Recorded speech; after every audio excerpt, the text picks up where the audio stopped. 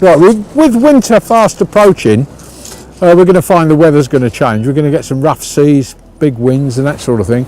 Whilst a lot of sea anglers use a 5-ounce lead through the summer, or even a 6, when the wind's up, you really want something a bit heavier. I mean, I'm a big fan of impact leads from Breakaway. They are really the answer to clip rigs. This one is a 200 gram. It's about 7 ounces.